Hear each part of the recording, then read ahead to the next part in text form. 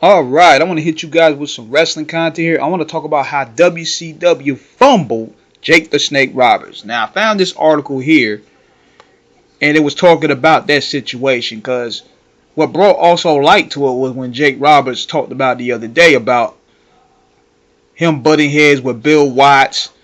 They wouldn't even let him use his snake. Because if you notice, you rarely see Jake even use his snake or bring his snake out during his stint. So that probably played a key role into why things didn't work out. But I found this article here, and it says here, in 1992, the WWF was entered into a transitional period. Vince McMahon was a year away from being indicted on steroid distribution charges, and one of his closest allies, Pat Patterson, was fired after he was accused of sexual harassment by another WWE employee. Now, before the WWE hired TV and film writers to write storylines for the company, many of the angles, gimmicks, and concepts came from the mind of Patterson. Not only did he book for McMahon, he also played a role in talent relations and signing new wrestlers to the promotion. So, with Patterson's release from the company, there was a huge void that needed to be filled. Enter Jake Roberts. Now here, Jake Roberts was a wrestler, was close to 20 years by the time, was starting to slow down. He was preparing for retirement for a few reasons. First, Jake was suffering from several injuries that were debilitating him in the ring. Secondly, all the years spent on the road was damaging his marriage, and Jake wanted more time at home to save his marriage to Cheryl. And what seemed to be a perfect storm of circumstances, Vince promised Pat Patterson's spot in the company to Jake Roberts. He would become head booker, managing talent, and create storylines for the WWF. Before Patterson was fired, Jake was already right for the WWF, so the transition seemed to be seamless, only if it wasn't.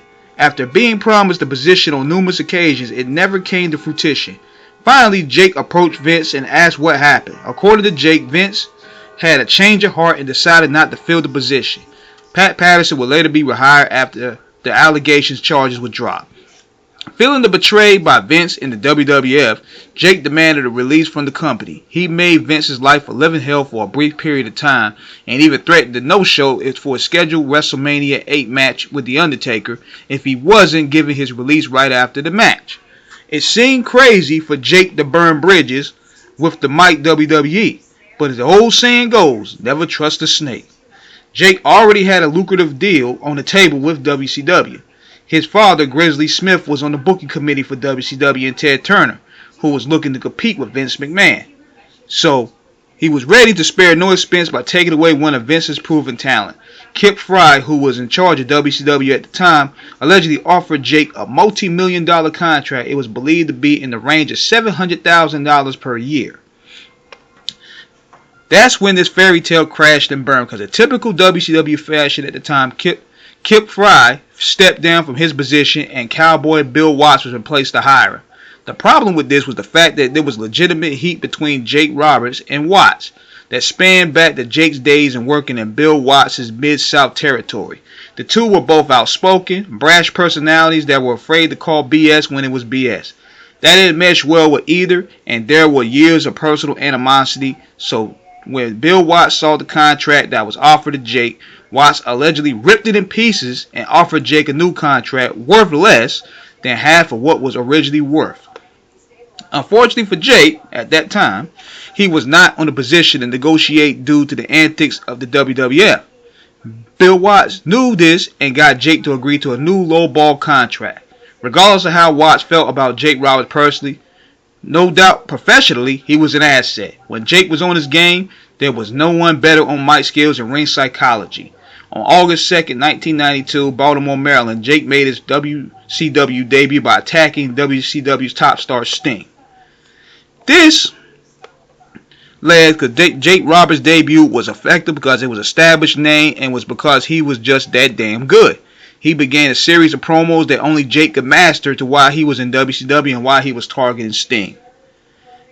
It all led to the one-on-one encounter in the 1992 Halloween Havoc pay-per-view. Jake would challenge Sting to a spin the wheel, make the deal type match.